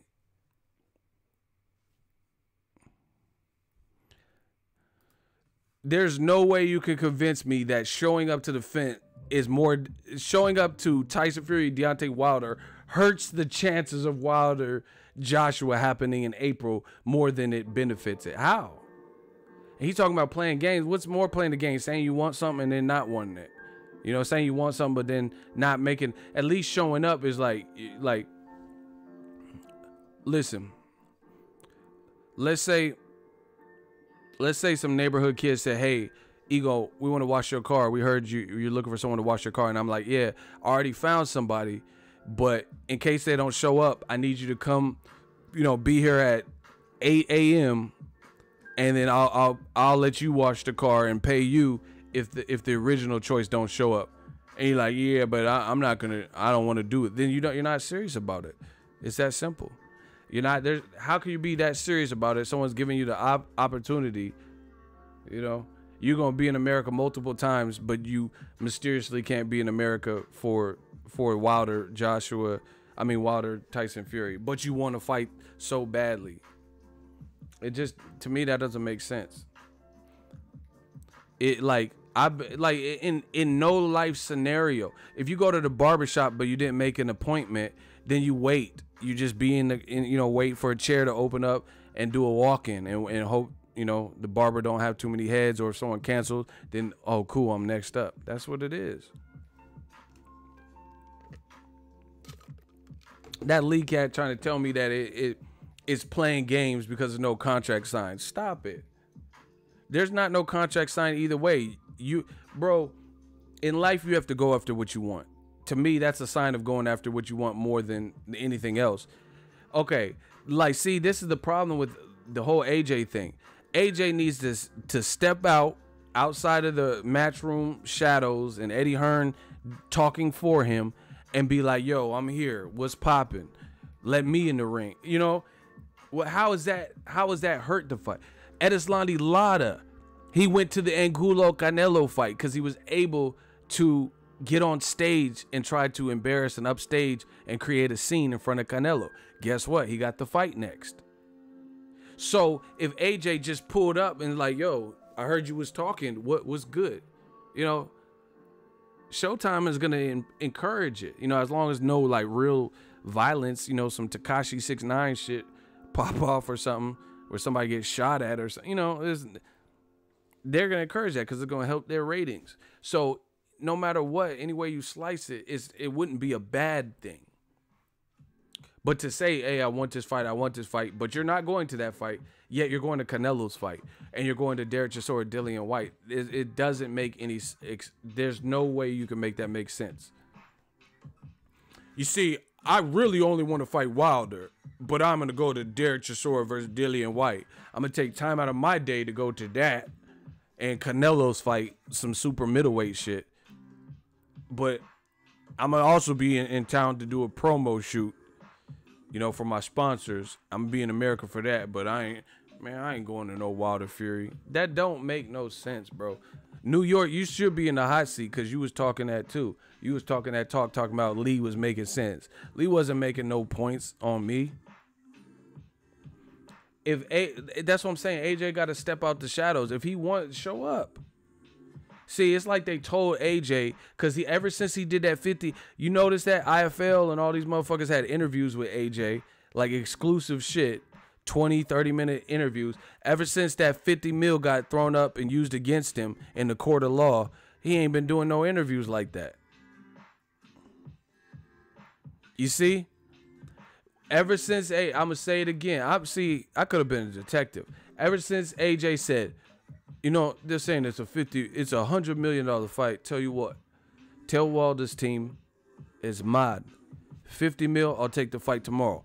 Then, you know, the powers that be, Team Wilder, they use that against you and try to make you look bad, and did successfully made you look bad because you avoided the $50 million and say, hey, I'm not going to sell my soul for $50 million.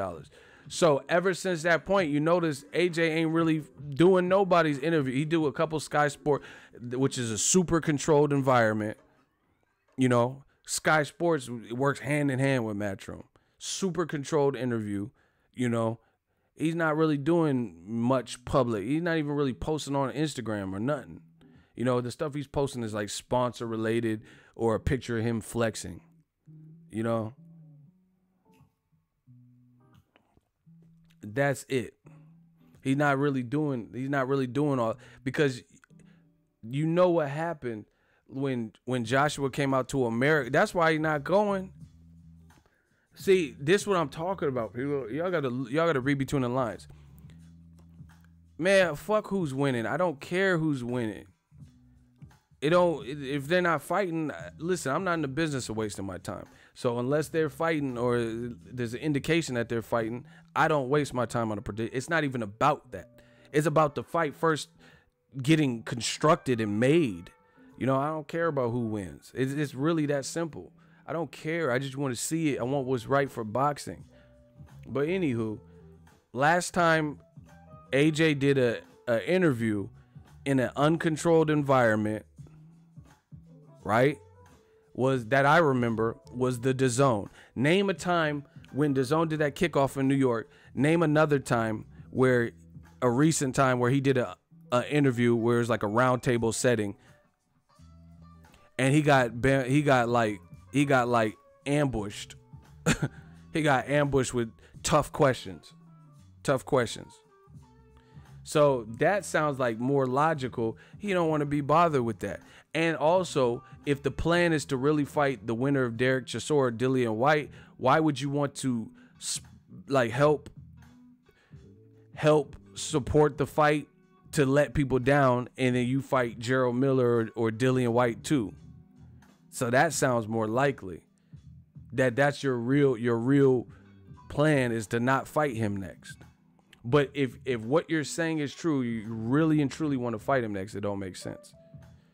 But, you know, if you know you're going to probably fight is like a silent pact or something, that if Dillian White gets past Derek Chisora, that he's in for April, then I can understand why you don't want to go to the Tyson Fury Wilder fight. Because why overly promote something and then people are going to come crashing down like, man, you was at the Wilder Fury fight, what happened? Why'd you fight Dillian White? Because then that's going to make you look worse. So if something like that's the case, then okay, that makes sense. New media, man. I've been smashing, bro. I don't care what nobody talking about. I've been smashing with logic, all logic.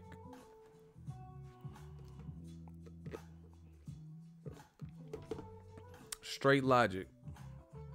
I'm not talking about the rapper, but y'all be getting hit with that logic. So that sounds more likely. You know, of course, you don't mind going to a DAZN event, Canelo, big fight, get away. But if you go to this Dillian White one, I mean, if you go to Wilder Fury, that's going to be an uncontrolled environment where, you know, it's not a matchroom card. You know, you can't just have people thrown out or something if they ask you tough questions. There's no back door out type shit. You know, so if you do the interviews, you know, a bunch of media people are going to be having cameras, so you're going to be asked tough questions, just like the DAZN kickoff. And or if the plan is to really fight Gerald Miller or Dillian White, which is a front runner, then what's the point to promote some shit that you know is not going to happen in April? Because that would make him look bad. If he's getting in the ring with Wilder and all this extra shit and then fights Dillian White. So why even be a part of that? But either way, it's not consistent.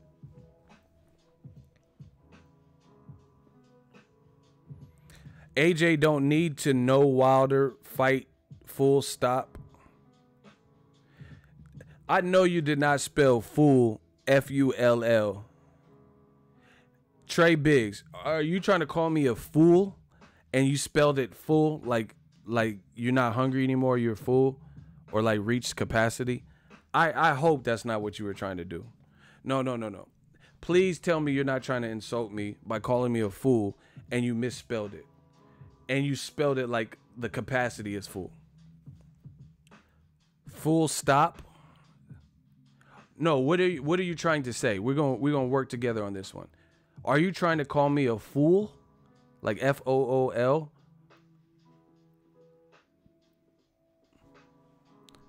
Like fool, comma, stop?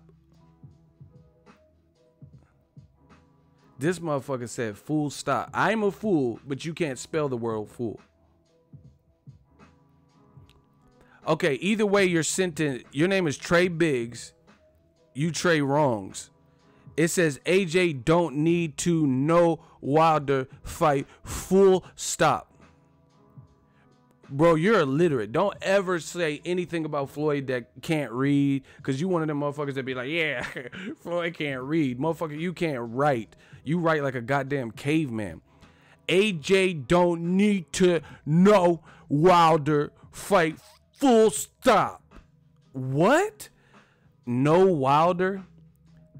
Bro, what are you attempting to say? Let's help. We're going to help you. Hooked on Phonics work for me. We're going to help you through this. What are you trying to say? Do you have speech to text on your phone? We're going to help you through this, man.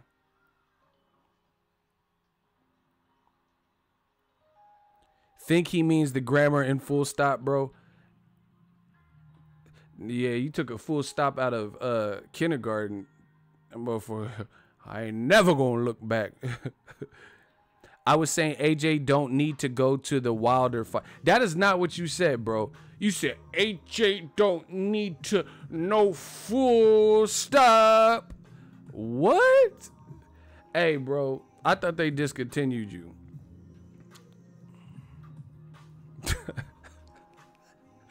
And Kane out of pocket, bro.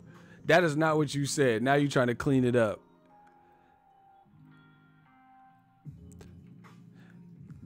That motherfucker write like tag graffiti. AJ, no full stop. Like he was, like you was tagging up a wall, bro. That's the level of sentence structure you have. Hey, block him. Work on your nouns. Work on your nouns and verbs. Subject and the predicate, and then come holler at me after that. Cancel that. I'll buy another one. J-Dog, one of my shooters, get him out of here. Get him out of here, fool. Stop.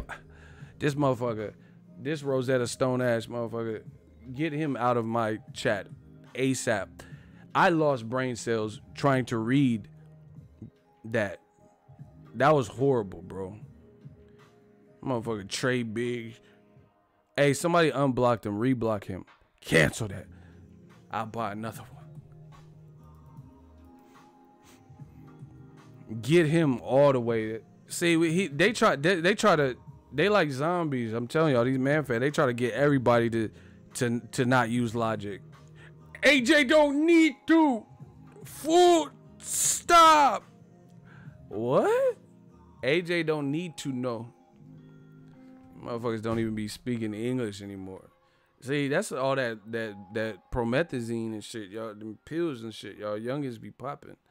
Y'all be like, I've been on the Zenit and the perk and the Zenit off the Henny and the Remy. I'ma get it in that bed. Woo! Cook it with the Zenit and put it in the perk, fitting no in the work. I'ma, that them pills got y'all fucked up. I'm trying to tell y'all, the motherfuckers don't even tight. How you not even tight? You got all these, auto corrects and, ways to like make sure it'll like put a squiggly line when you misspell something. There's a lot of options for y'all to type. These motherfuckers ain't even putting English in. Mama say, mama sign, makusa. Mama say, mama sign. Like, you're not even saying words now. Mama say, mama san, makusa. Mama say, mama san, makusa. Mama say, mama san, makusa. Say, mama san. Too hard to get under, too low to get under, stuck in the middle. Mama say, mama san, you motherfuckers ain't even put the English words in. A chumba, a hoobie, a you know it. You motherfucker. Oh my gosh. You motherfuckers ain't even putting actual written literature, like dialogue. Mama say, you motherfuckers just be. Hold on.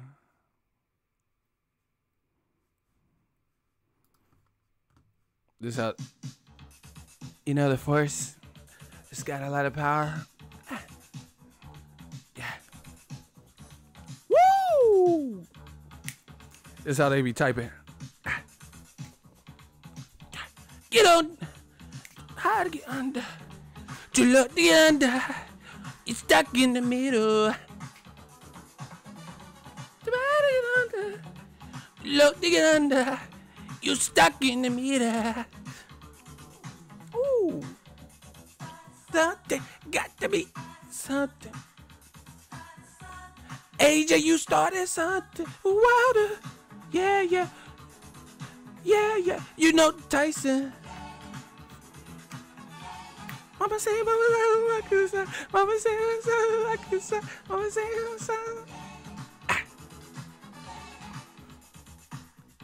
a jumper. Woo! Mike be rocking. Yeah. That's how y'all be typing.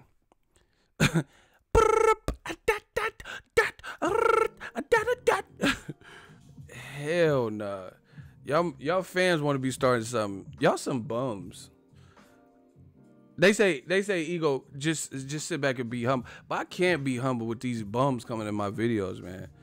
With this mumble. They got them mumble chats and shit. They say ego want to be started something. You got to be started something. Too hard to get under. You love to get under. You're stuck in the middle. Hey, y'all stuck in the middle. I'm out. Yeah. Someone said they got auto-tune type it. Oh my gosh. Yeah, man, I don't care about no wild card AJ matches. I care about the main match everyone wants to see. Wilder Fury winner. I'm out. Holla at the kid.